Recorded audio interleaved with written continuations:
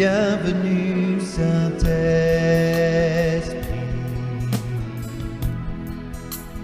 nous sommes dans ta présence,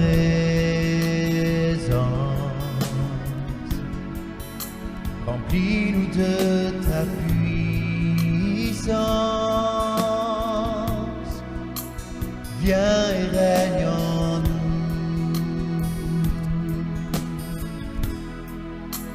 Tu es cette eau vive,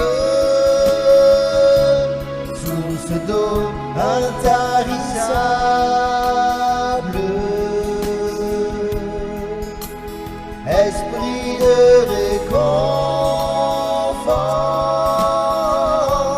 viens et règne en nous. Tu es cette eau vive, source d'eau intarissable, esprit de réconfort, viens et règne en nous.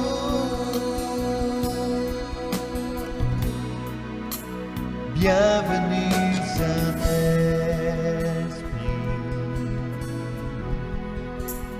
nous sommes dans ta présence,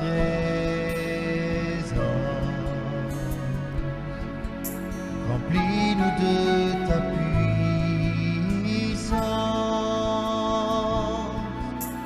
viens et règne en nous.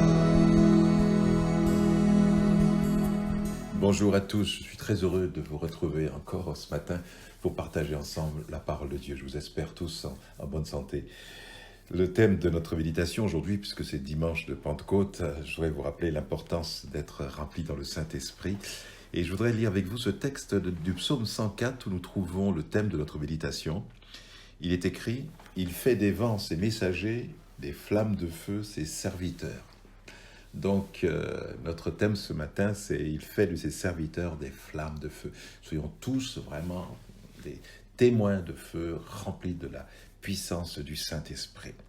Vous connaissez aussi ce passage où Jésus dit à ses disciples, juste avant de monter au ciel, le jour de l'Ascension, il est dit, comme il se trouvait avec eux, il leur recommanda de ne pas s'éloigner de Jérusalem, mais d'attendre ce que le Père avait promis, ce que je vous ai annoncé, leur dit-il, car Jean a baptisé d'eau, mais vous, dans peu de jours, vous serez baptisés du Saint-Esprit. On demanda un jour à des étudiants, pour vous, qu'est-ce donc la Pentecôte? Alors, certains jeunes ont commencé à réfléchir, et l'un d'entre eux s'est hasardé à dire « c'est le week-end le plus meurtrier de l'année ». La même question fut posée à des enfants d'une école du dimanche, où est dispensé un enseignement biblique à leur niveau. Qu'est-ce donc que la Pentecôte? Alors, il y a eu un grand silence, les enfants ne savaient pas quoi répondre. Était-ce de l'ignorance ou de la timidité? Enfin, il y a un garçon qui a donné cette réponse. Pentecôte, dit-il en détachant bien les deux syllabes. La Pentecôte, eh bien, ça monte et ça descend. Évidemment, il ne pensait qu'à une côte qui peut être une montée ou une descente selon le sens dans lequel on s'y engage. Mais en y réfléchissant bien, n'y a-t-il pas là quelque chose de juste dans cette réponse? Le jour de la première Pentecôte, les apôtres et d'autres croyants réunis à Jérusalem dans la chambre haute, en tout 120 personnes, eh bien, ils firent monter vers Dieu des prières et des louanges. Et le Seigneur fit descendre sur eux la puissance du Saint-Esprit, ce baptême du feu divin, pour qu'ils annoncent avec efficacité et avec vigueur et ténacité le merveilleux message de l'Évangile de Jésus-Christ, celui que nous sommes en train d'annoncer. Cette effusion du Saint-Esprit était l'accomplissement des paroles de Jean-Baptiste sur le baptême du Saint-Esprit, et celle aussi du prophète Joël, qui avait annoncé le déversement du Saint-Esprit sur toute chair. Dans Matthieu, chapitre 3, verset 11, voici ce que dit l'Écriture à propos de Jean-Baptiste.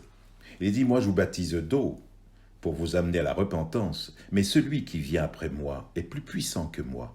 Je ne suis pas digne de porter ses souliers. Lui, il vous baptisera du Saint-Esprit et de feu. » Dans Joël, au chapitre 2, verset 28, il est écrit « Après cela, dit Dieu, je répandrai mon esprit sur toute chair. Vos fils et vos filles prophétiseront, vos vieillards auront des songes, et vos jeunes gens des visions. Même sur les serviteurs et sur les servantes, dans ces jours-là, je répandrai de mon esprit. Paul Claudel, qui est un poète essayiste, diplomate, qui a été élu à l'Académie française, il est mort en 1955, et il a noté dans son journal ceci. Le jour de la Pentecôte, le Saint-Esprit a allumé les apôtres. J'aime bien cette métaphore. Nous avons tous besoin que son feu brûle dans nos cœurs. En fait, l'apôtre Paul, dans Éphésiens au chapitre 5, verset 18, nous demande instamment d'être remplis du Saint-Esprit. Le baptême du Saint-Esprit, comme je le dis plusieurs fois dans notre Église, n'est pas une option de plus pour nous chrétiens. Il est l'essence, la nature même de notre relation avec le Père et le seul moyen pour accomplir ce que Dieu nous a appelés à faire. Dieu veut que nous soyons une torche éclatante destinée à allumer le feu et à embraser le pays. Notre pays a besoin d'un mouvement de Dieu et chacun d'entre nous, nous devons en faire partie. Nous avons des générations de gens autour de nous qui n'ont jamais expérimenté la puissance du Saint-Esprit dans leur vie pour les libérer et leur apporter la paix du cœur, leur révéler le salut parfait qui est en Jésus-Christ et qu'ils soient aussi délivrés de tous leurs liens parce que la Bible dit que le Seigneur est toujours le même, il ne change pas et avec la puissance du Saint-Esprit, il a promis « Allez dans le monde entier et priez pour ceux qui souffrent. Voilà, dit-il, les miracles accompagneront ceux qui auront cru. Ils imposeront les mains aux malades et les malades seront guéris. En mon nom, ils chasseront les démons. Alléluia, gloire à Dieu. L'évangile est la puissance de Dieu pour le salut de quiconque croit. Les disciples étaient fort attristés lorsque Jésus leur dit qu'il devait partir, retourner auprès de son Père. Mais toutefois, il montre que cette ascension était nécessaire. Voici ce qu'il dit. Il vous est avantageux que je m'en aille, car si je ne m'en vais pas, le Consolateur, le Saint-Esprit, ne viendra pas vers vous, mais si je m'en vais, je vous l'enverrai. Sans l'ascension du Seigneur, nous ne pourrions jamais être baptisés dans le Saint-Esprit. Regardez tout ce qu'a fait Jésus. Jean a écrit que ses œuvres furent si nombreuses que s'il fallait toutes les écrire, le monde entier ne les contiendrait pas. Ainsi, quelle est donc la chose qu'il n'a pas accomplie tandis qu'il était sur la terre? Eh bien, il en existe une qu'il n'a pas accomplie. C'est la chose même que Jean-Baptiste avait annoncé qu'il ferait. Baptisé de feu et du Saint-Esprit. Il ne fit pas cela pendant son séjour sur la terre. Jésus est venu du ciel et il devait y retourner par le moyen de la croix et du tombeau, avant que la phase finale de sa mission puisse commencer. Jésus a fait beaucoup de choses pour ses disciples. Il leur donna l'autorité pour mener à bien des missions de guérison, mais il les quitta sans les avoir baptisés dans l'Esprit Saint.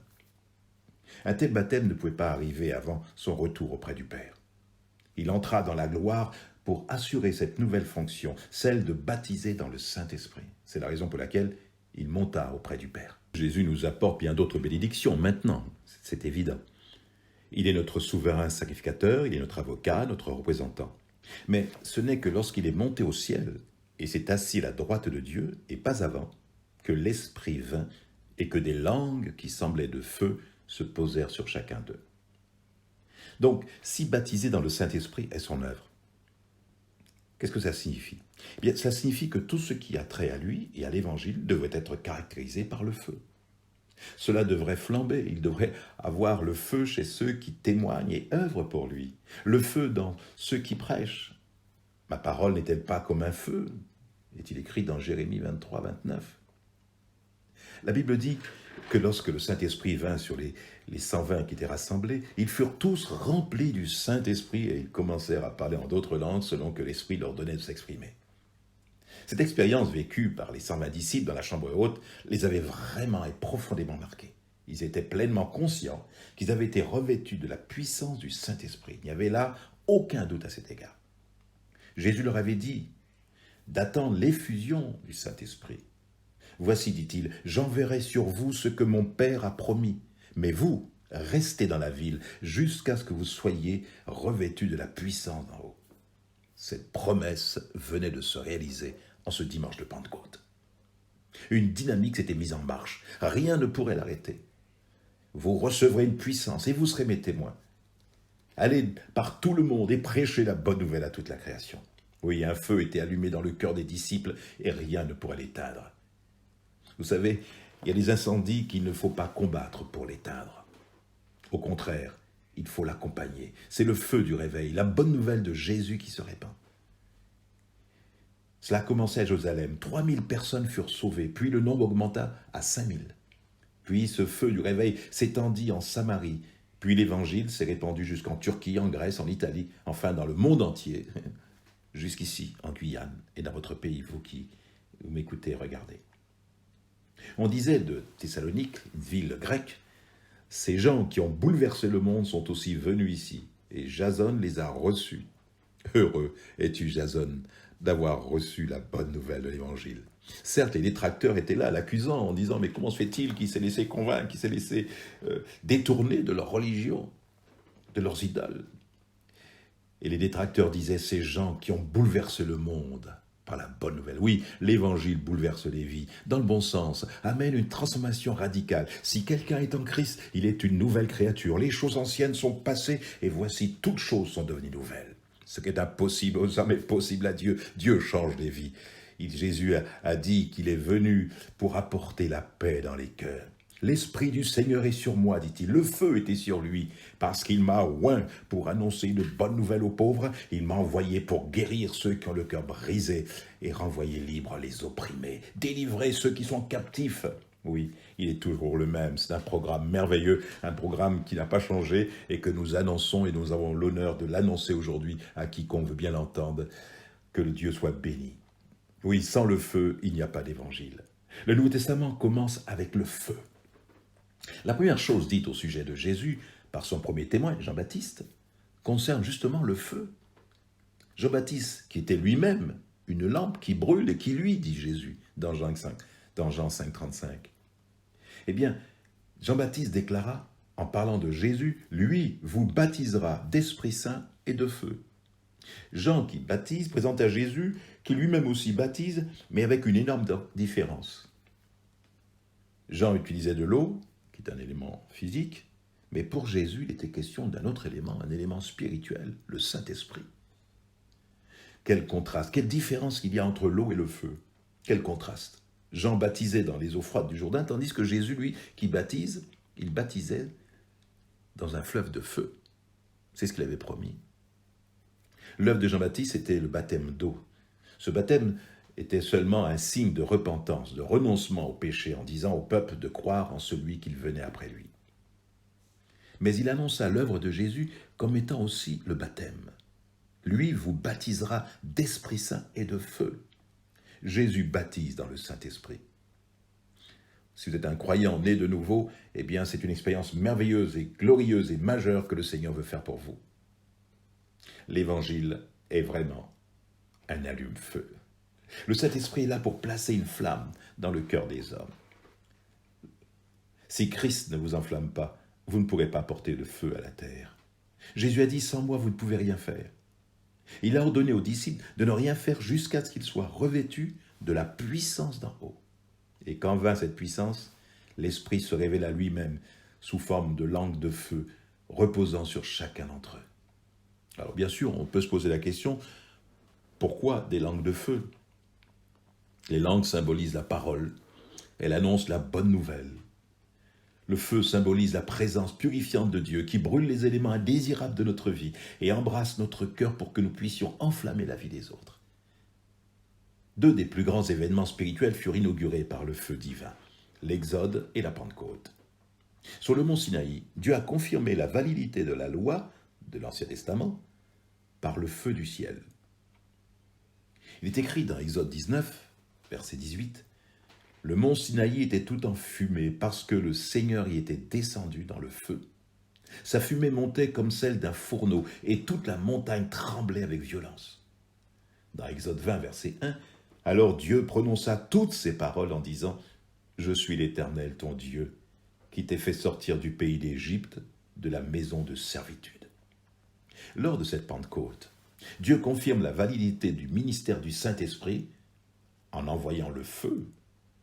Au mont Sinaï, le feu est descendu sur un endroit précis, Lors de cette Pentecôte, il se pose sur plusieurs croyants, symbolisant le fait que la présence de Dieu est à la disposition de tous ceux qui croient en lui. Les flammes de feu du Saint-Esprit sur chaque tête sont la preuve qu'il est avec nous. Nous voyons, avec l'appel de Moïse, l'importance que le feu vient avant la vocation. Il est écrit, dans Exode 3, versets 1 à 4, je vous lis cette référence, « Or, Moïse faisait paître le troupeau de Jéthro, son beau-père, sacrificateur de Madian. Et il mena le troupeau derrière le désert, et vint à la montagne de Dieu à Horeb. L'ange de l'Éternel lui apparut dans une flamme de feu au milieu d'un buisson. Moïse regarda, et voici le buisson était tout en feu, et le buisson ne se consumait point. Moïse dit, « Je veux me détourner pour voir quelle est cette grande vision, et pourquoi le buisson ne se consume point. » L'Éternel vit qu'il se détournait pour voir. Et Dieu l'appela du milieu du buisson et dit, « Moïse, Moïse !» Et il répondit, « Me voici. » Maintenant, va, je t'enverrai auprès de Pharaon, et tu feras sortir d'Égypte mon peuple, les enfants d'Israël. Moïse dit à Dieu, « Qui suis-je pour aller vers Pharaon et pour faire sortir d'Égypte les enfants d'Israël ?» Dieu dit, « Je serai avec toi, et ceci sera pour toi le signe que c'est moi qui t'envoie. Et quand tu auras fait sortir d'Égypte le peuple, vous savirez Dieu cette montagne. » La vocation de Moïse ne prit naissance que lorsqu'il se trouva en présence du feu de Dieu. Et c'est là qu'il reçut l'autorité et la puissance pour libérer le peuple hébreu de l'esclavage. La rencontre de Moïse dans l'endroit le plus aride, le plus solitaire fut le début de la plus grande histoire de délivrance de Dieu et de la puissance surnaturelle jamais enregistrée dans l'histoire avant la croix. Dieu appelait Moïse à le représenter, à confronter Pharaon, à déclencher les 10 grandes plaies et à transformer les Hébreux, une nation d'esclaves en une nation de prêtres, de sacrificateurs. Et tout a commencé là, dans un buisson ardent dans le désert. Nous voyons là un principe éternel que nous retrouvons justement jusqu'au jour de l'effusion du Saint-Esprit à la Pentecôte. Avant que Dieu ne vous envoie vers Pharaon, c'est-à-dire qu'avant qu'il vous envoie accomplir l'appel pour lequel vous avez été créé, il vous envoie d'abord le feu. Lors de la conversion de Saul de Tarse, qui allait devenir l'apôtre Paul, Anania, envoyé par le Seigneur auprès de Saul de Tarse, lui dit, en lui apposant les mains, « Saul, mon frère, le Seigneur Jésus qui t'est apparu sur le chemin par lequel tu venais m'a envoyé pour que tu recouvres la vue et que tu sois rempli du Saint-Esprit. » Le feu vient toujours en premier. Cette rencontre déterminante avec la présence de Dieu dans le désert vient d'abord. Avant son ascension, Jésus donna le commandement à ses disciples d'aller à Jérusalem. Et pourquoi ? Pour attendre. Ces 12 apôtres étaient maintenant les plus expérimentés de tous ceux qui ont marché sur cette terre. Des personnes formées et qualifiées dans les choses concernant Jésus-Christ. Qui d'autre au monde avait passé 3 ans et demi, jour et nuit avec Jésus ? Et pourtant, il leur dit tout de même qu'il fallait attendre. Et attendre quoi ? La promesse du Père. Et qu'avait promis le Père ? L'effusion du Saint-Esprit. Jésus savait que ces hommes, pour pouvoir vraiment faire une différence dans le monde, avaient besoin de la puissance de l'Esprit Saint. Bien que leur formation ait été cruciale, elle ne suffisait pas pour leur permettre d'accomplir leur mission. Ils avaient besoin de la puissance du feu de Dieu. Et c'est ce dont nous avons besoin, nous aussi, chacun d'entre nous. Beaucoup de gens se posent la question, alors, mais comment se fait-il que nous ne voyons pas le ministère du Saint-Esprit s'accomplir parmi nous comme Dieu le promet ? Asaph disait dans ce psaume 74, verset 1er, « Nous ne voyons plus nos signes. Il n'y a plus de prophètes et personne parmi nous qui sache jusqu'à quand. » Je crois que l'une des raisons, c'est qu'il y a tellement de chrétiens au sein de l'Église qui sont devenus tièdes, plus encore froids. Ils ont cessé de reconnaître la présence du Saint-Esprit parmi eux. Ils ne s'intéressent plus à la possibilité de recevoir le baptême du Saint-Esprit. Jude dit ceci dans son livre, au chapitre 1er, verset 17, et il nous lance là un avertissement. « Mais vous, bien-aimés, souvenez-vous des choses annoncées d'avance par les apôtres de notre Seigneur Jésus-Christ.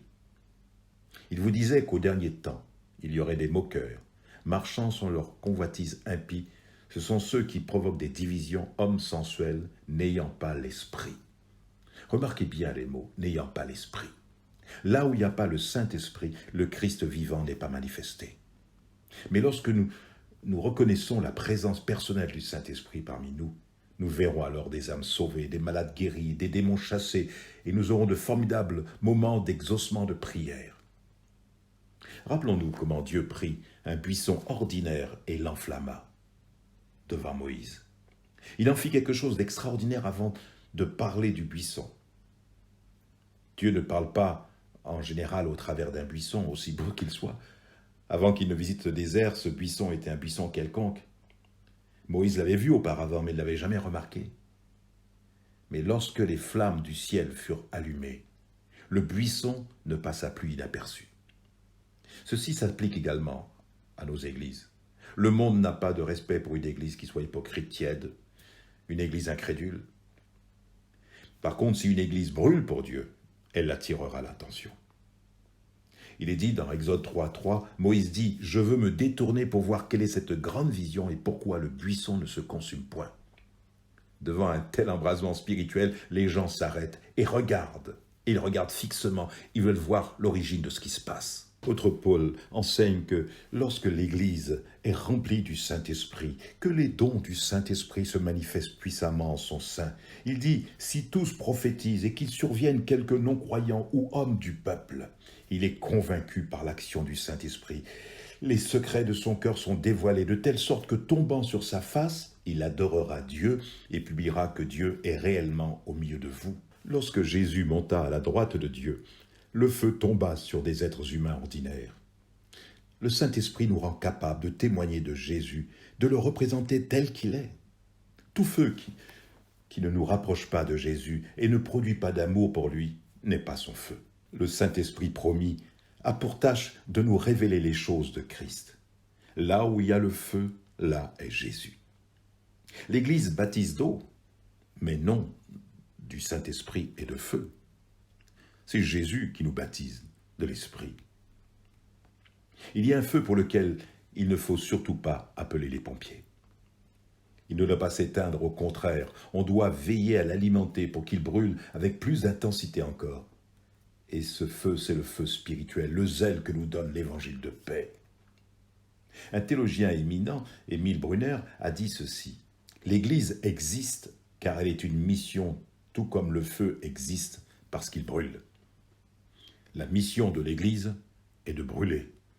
Oui, que nous soyons tous enflammés, que ce monde soit enflammé de l'amour de Dieu à travers son Église, à travers chacun d'entre nous. Allons et apportons le feu autour de nous. Soyons des incendiaires spirituels, apportons la vie, la paix, la joie, l'amour, la paix, la délivrance dans les cœurs, montrant la personne bénie qu'est Jésus-Christ.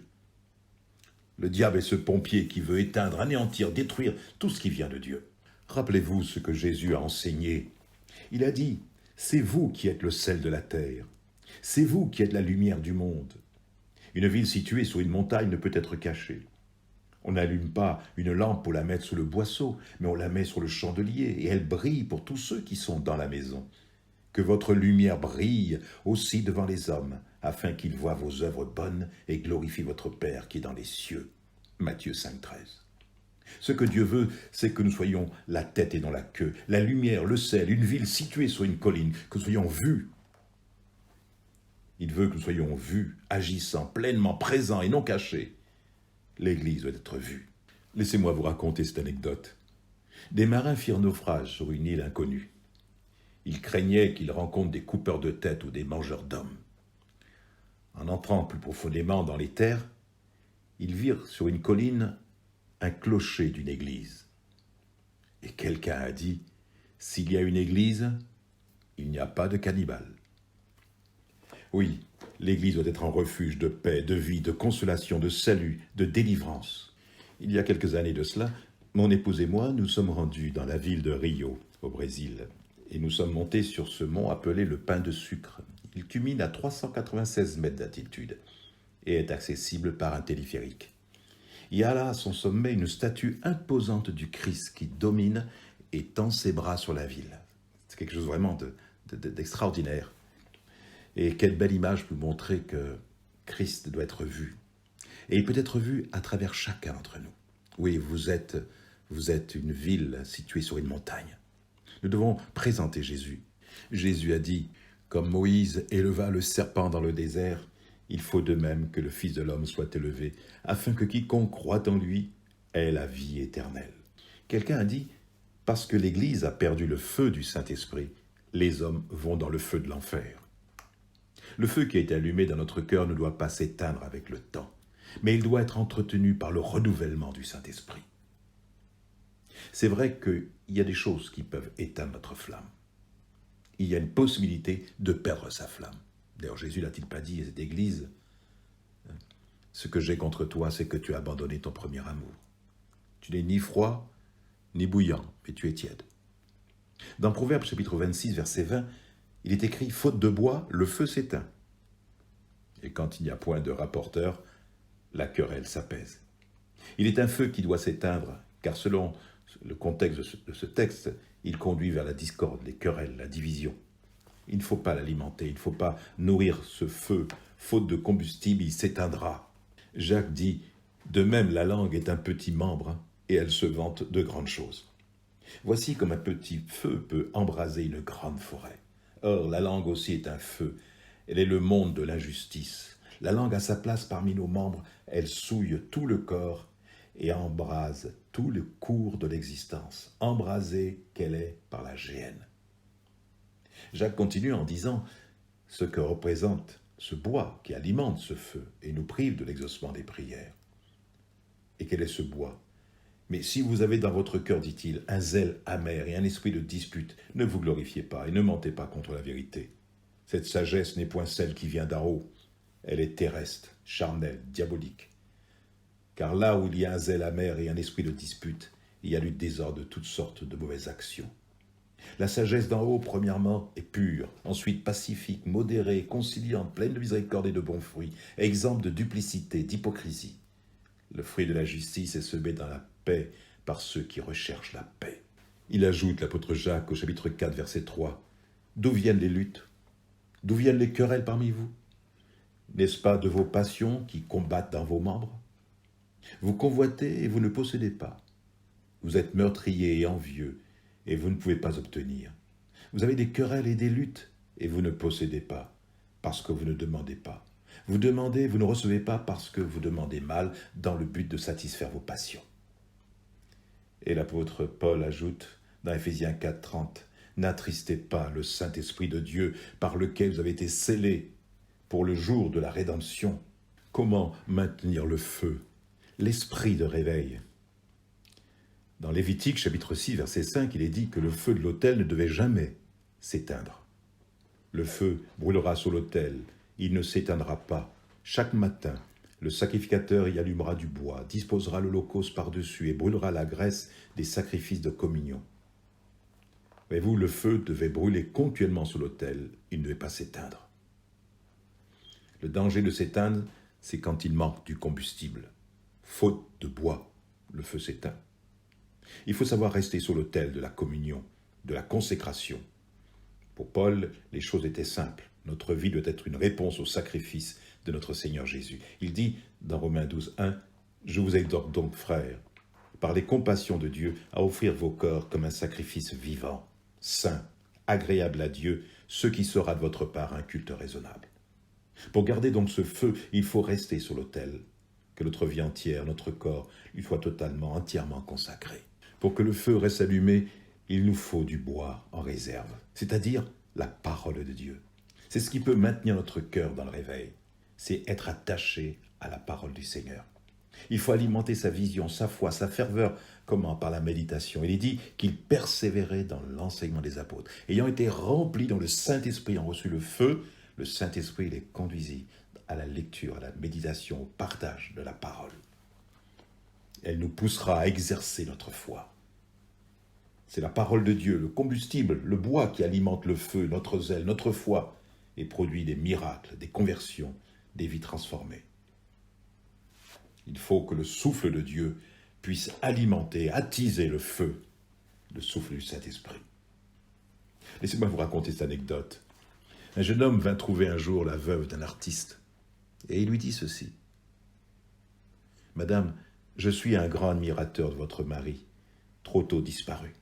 Il fut pour moi un maître apprécié. Je voudrais tant poursuivre son œuvre. Voudriez-vous me donner les pinceaux dont il se servait? Jeune homme, apprenez ceci, dit-elle.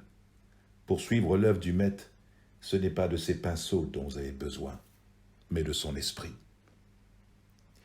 Allons-nous comprendre, chers frères et sœurs et amis, allons-nous comprendre maintenant pour continuer l'œuvre de Jésus, non pas tant besoin de ses méthodes, de ses façons de procéder, que de recevoir la puissance du Saint-Esprit. Tel est le désir du Seigneur. Dans les derniers jours, dit-il, je répandrai de mon esprit sur toute chair. Recevoir cette puissance d'en haut, est-ce bien aussi notre désir? Est-ce le soupir de notre cœur? La puissance que donne le Saint-Esprit implique le courage, l'audace, la confiance, l'aptitude et l'autorité. Les disciples ont besoin de tous ces dons pour remplir leur mission. Et si nous croyons que Jésus-Christ est notre Sauveur, nous pouvons nous aussi expérimenter la puissance du Saint-Esprit dans notre vie. Jésus a promis aux disciples qu'une fois qu'ils auront reçu le Saint-Esprit, ils auront la puissance pour témoigner. Il leur a ordonné de parler de lui aux hommes et aux femmes de toutes les nations. Cependant, ils doivent d'abord attendre le Saint-Esprit. Dieu a une tâche à confier à chacun de nous, mais nous devons accomplir son œuvre par sa puissance et non par notre sagesse. Cette puissance n'est pas une force impersonnelle, mais une manifestation du Saint-Esprit à travers laquelle Jésus manifeste sa gloire et ses œuvres au milieu de son peuple. Je vais toutefois vous faire une remarque. Lorsque nous définissons la puissance et l'autorité, elle se manifeste aussi autrement que par des signes physiques extraordinaires. Je prends l'exemple de Jean-Baptiste, dans Jean 10, verset 41. Beaucoup de gens vinrent à lui, et ils disaient, « Jean n'a fait aucun miracle, mais tout ce que Jean a dit de cet homme était vrai. » Oui, sur Jean-Baptiste reposait une grande autorité, au point que des gens venaient de très loin pour l'entendre, même dans le désert.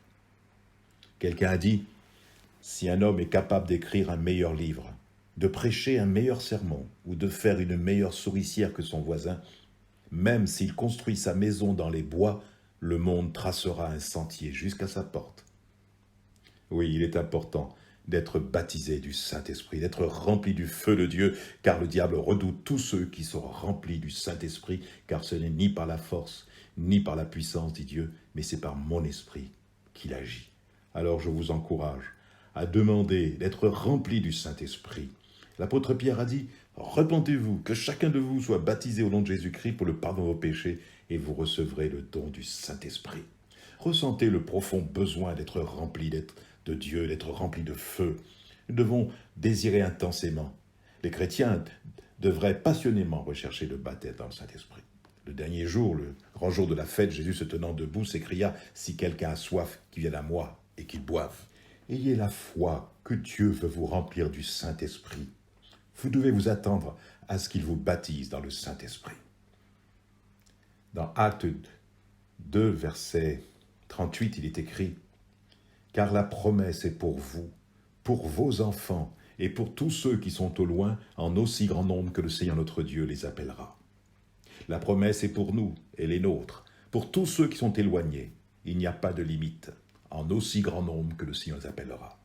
Il est dit, vous recevrez une puissance lorsque le Saint-Esprit viendra sur vous, et vous serez mes témoins à Jérusalem, dans toute la Judée, dans la Samarie et jusqu'aux extrémités de la terre. Je terminerai avec notre texte de début, où il est écrit « Dieu fait des vents ses messagers, des flammes de feu ses serviteurs ». Le psaume 104, verset 4. Prions. Seigneur, le feu de ton esprit est bien réel. Comme tu l'avais annoncé après être monté au ciel et assis à la droite de Dieu, tu as envoyé la promesse du Père, le Saint-Esprit, et tu as revêtu de puissance tes disciples en ce jour de Pentecôte, en faisant d'eux des flammes de feu.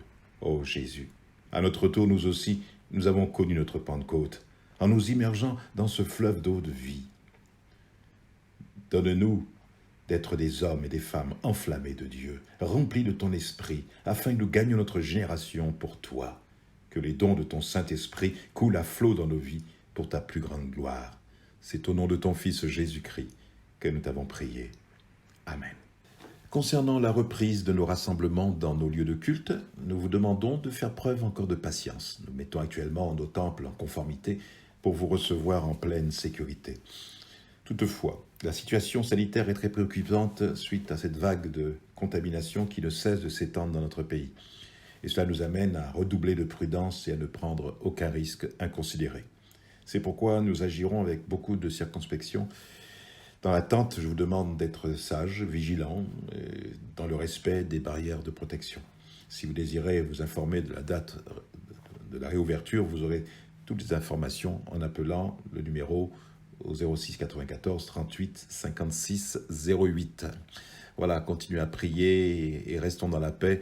Dieu est notre capitaine. Dieu dirige notre barque, il dirige notre vie, il dirige ses circonstances. Donc faisons-lui confiance et il fera toutes choses belles en son temps. Voilà, je vous souhaite de passer une très très bonne semaine. Et puis, si vous voulez bien, on se retrouve dimanche prochain. À bientôt. Au revoir. Tu es tellement bon, Seigneur. Tu es grand, roi des rois.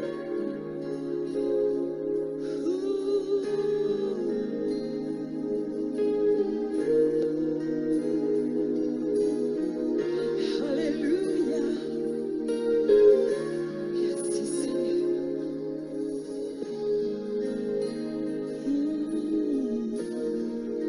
Saint-Esprit descend sur nous, descend sur nous, consolateur, ami, à nouveau touche nos vies. Saint-Esprit descend sur nous, descend sur nous, que ta puissance vienne, que ta voix